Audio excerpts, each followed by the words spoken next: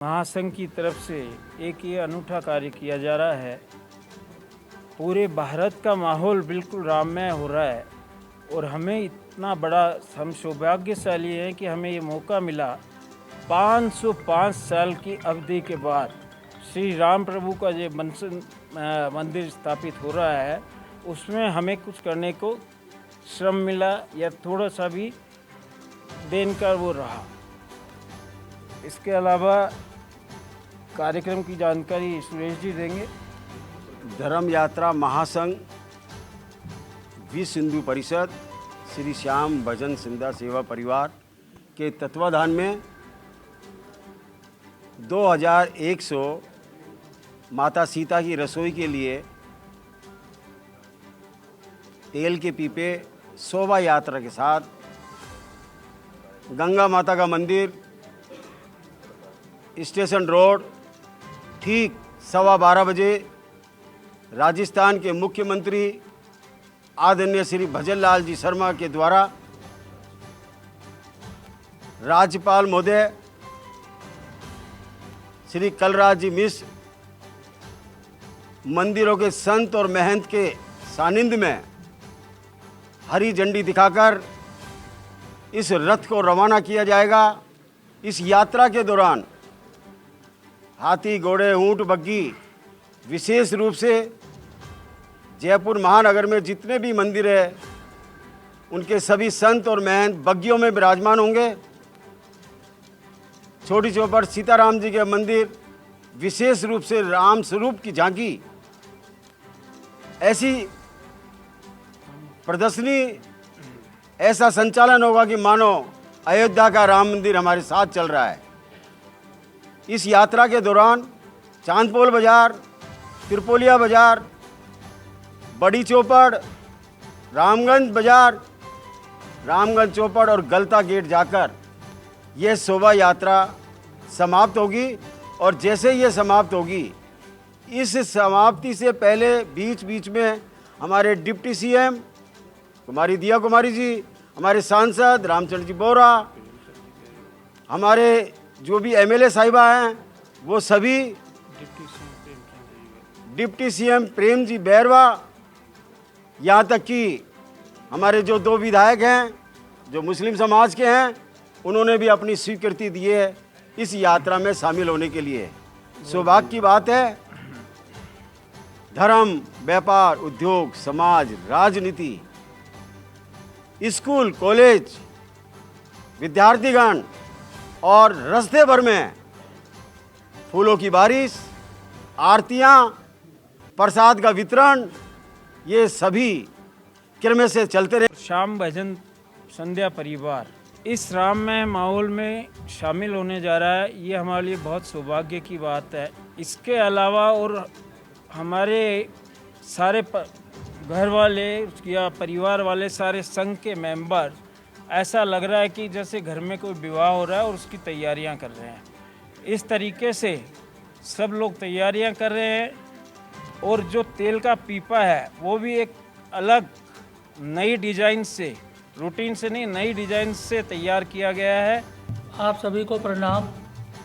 और मैं चाहूँगा कि इस मौके पर एक बार हम सब मिलकर बोले जय सिया राम। जय सिया राम। देखिए साहब, हर एक इंसान के जीवन में एक ना एक समय आता है और उसकी एक ना एक महत्वाकांक्षा होती है और कुछ इच्छाएं होती है। हर एक जन को सौभाग्य मिले ऐसा ज़रूरी नहीं है। उदाहरण बतौर सदियों से देखिए राम मंदिर का इंतज़ार था। हर एक वासियों को, भारतवासियों को राम मंदिर का इंतज़ार था। हमें भी था, बड़ी खुशी थी। लेकिन कभी भी सपने में भी ये कल्पना नहीं की थी कि इस मौके पे हमारे जैसी एक छोटी यूनिट को उसकी क्वालिटी के हिसाब से उसको परखा जाएगा और उसको सीता रसोई के लिए तेल की उपलब्धता कराने का ऑर्डर दिया जाएगा। मैं सबसे पहले धर्म यात्रा महासंघ का कोटि कोटि धन्यवाद देना चाहता हूं कि उन्होंने हमें इस योग्य समझा। इसके लिए हमने छोटी सी कोशिश की कि जब राम है, राम कन कन में है, राम को किसी मंदिर या उसकी मोहताज नहीं है, लेकिन फिर भी राम आज वहाँ पे बाल स्वरूप में विराजमान रहेंगे तो हम साक्षात उनके दर्शन करके उनसे साक्षात वार्तालाप कर पाएंगे, ये सभी की भावना है। हमने अपनी फैक्ट्री में इसकी मैन्युफैक्चरिंग में पूरा वातावरण इस प्रकार का रखा कि ये राममय हो। वहाँ पे प्रोडक्शन के समय पे कंटिन्यू राम जी की धुनी चलती रही, राम धुन में ये तेल का निर्माण हुआ। हमने विभिन्न राज्यों से सरसों मंगा के उसका भी उपयोग लिया तेल बनाने में। हमारे यहाँ पे पंडित जी विराजमान थे जिन्होंने 1.25 लाख सिया राम की जप किए हैं, और जितने भी हमारे वहाँ पे कर्मचारी है वो सभी ने अपना भगवा वस्त्र धारण करके, और जो राम जी के इष्ट हैं ओम शिव देव का, महाकाल जी का वस्त्र धारण कर कर ही इसका निर्माण किया है।